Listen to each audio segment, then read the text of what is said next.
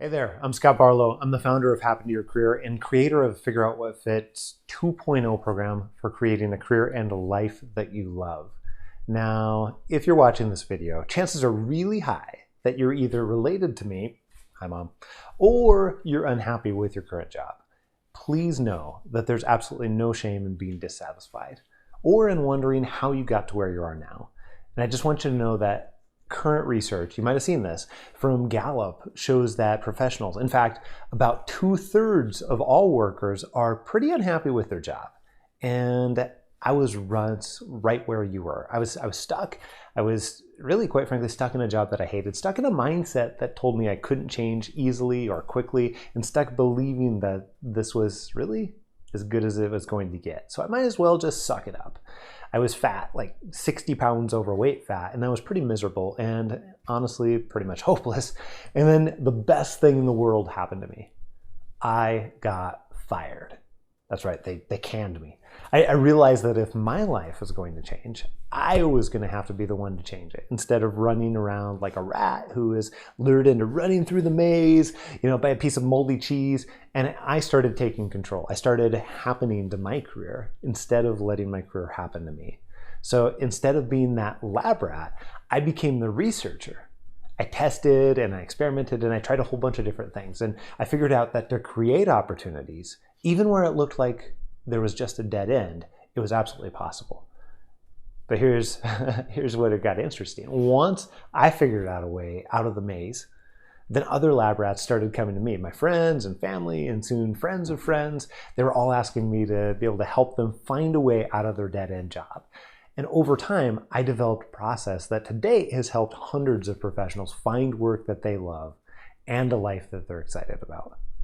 Now, okay, I'm not going to be able to share everything in 3 short videos, but I can share a huge part of this, probably the most important part, and that's believing that you can have the career and life that you want without jumping through tons and tons and tons of hoops, is what I'm going to talk about in this 3-video series, and busting the 3 biggest career change myths that are keeping people just like you from making a move to where you really want to be.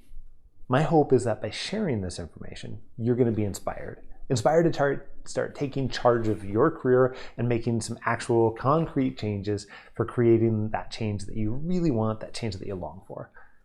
Okay, so let's get right into this. The number 1 myth that is keeping people stuck in their jobs they hate is, drumroll please, to change my career, I have to take a massive pay cut. Okay, so raise your hand if you believe that that's true.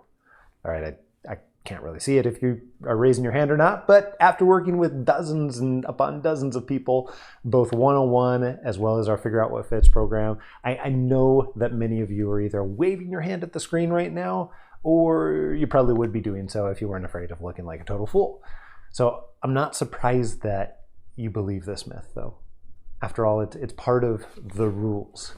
All those rules that you followed to get where you are now, those rules that tell you if you get a job offer, take it because any job is better than no job. The rules that tell you if you just keep your head down and do your best, you'll be richly rewarded.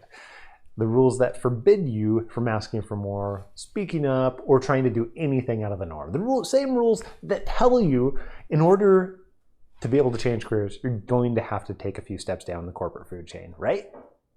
Right. No, wrong. No, it's wrong. That's right.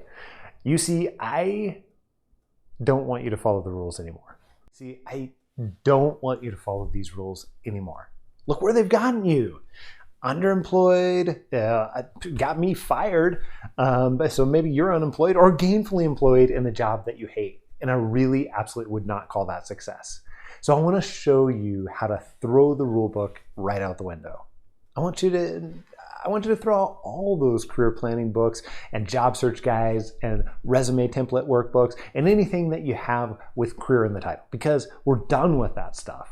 When I work with personal clients or Figure Out What Fits students, I tell them to forget everything you know about career changes and employment searches or any type of job changes whatsoever, because there's another way to go about finding work you love, one that's much more effective and one that turns the rules completely upside down. But more often than that, my clients don't believe me at first. they have been a little bit brainwashed, and that's okay. I don't blame them. I don't blame you. But if you're a little doubtful right now, in fact, you might be raising your eyebrows or getting ready to throw something at the computer. I don't know. Despite my charming personality, I actually get that a bit. So no worries. To convince you, I could tell you how it's possible to get paid just as much as you're making now, or more, even when making a shift to a new industry or new career. But I know you wouldn't believe me. So instead, I'm going to tell you a little bit about Maggie. Maggie is one of my favorite stories because she's one of our first customers that went through our Figure Out What Fits process. She was a mom of two, she still is a mom of two, who is really, really over her job and didn't know what she wanted to do, but just knew that this wasn't it. She had really no idea how she was going to change jobs and keep the same salary, let alone earn more. So she began trying to understand what her signature strengths are. And this is really just your unique combination of experiences and skills and predisposition and the things that you're great at, even if you don't know you're great at them. And another name for these might be called your unfair advantage. It's what you have and can do that transcends across industries and job titles. It's also the stuff that you're great at, whether or not you're even trying to be. It's also the stuff that you're probably not even aware you have, but everybody does. For Maggie, these things were teaching. And not just teaching, but doing so in ways that are pretty unique to her. She loves to be able to make people laugh and loves to connect with other people through teaching them. And as soon as she started focusing on these things and focusing on jobs that allowed her to do this, then it became possible for her to not just make a career change, but instead do it with a 12% increase in her salary. That's right. So now she was then made the move, was working in a job in training and development where she really didn't have any resume experience to speak of, and was doing so in a higher salary, but working in her strengths. So this is the part where it gets really fun, because now Maggie's getting to shine in her strengths every single day, and she's not only having more fun in her job, but she's also getting outstanding results for her company and her boss. So she's a high performer, right? Because she's getting asked to do the things that come to her more naturally anyways, she gets that high performer status. In fact, less than 14 months into her new role, she gets promoted. Does this mean that she never has bad days? Does this mean that when she wakes up each morning that there are butterflies and unicorns waiting for her at work on her desk? Of course not. Of course it doesn't. But it does mean that she gets to do the stuff that she likes to do and work with her natural strengths. It also means that she's doing things that she really can't help but be good at. And it also means that her boss thinks very highly of her, which means that if she goes to ask for things like, I don't know, working from home or extras or perks, that she's really much more likely to get a yes rather than a no. So Maggie did some of the hard work to realize what her strengths were, and that those were completely separate from the job that she was trapped in at the time. And after she did that, she started connecting with people that could help her or hire her for the things that she is great at. Now, before you tell me, oh, that worked for her, but it won't work for me, let me tell you that I've got dozens of stories just like Maggie's. Stories of people who made lateral or even upward moves. And the reason that you don't hear more of these stories, one of the stories like this, is because most people are doing their career searches wrong. You didn't see Maggie spending a bunch of time applying for jobs and getting no results. She wasn't following that old outdated rule book that I just made you throw out. Or she wasn't, approaching the process the wrong way at all. So most people can't make the same move. They can't make the same move when shifting career paths. But you're not most people, are you? In our Figure Out What Fits 2.0 program, I share the exact process for ensuring that you keep your income intact and making it most likely to do exactly that throughout that career transition, throughout that career change. And I'll be telling you more about that program in the next few videos. But for now, please, please, please believe me when I tell you that I've busted this particular myth with my students and clients and myself many, many times over, and I can help you do it too. Hopefully, now you're feeling a little bit more confident about your potential to create the life and career you desire, and one that really fulfills you personally and professionally.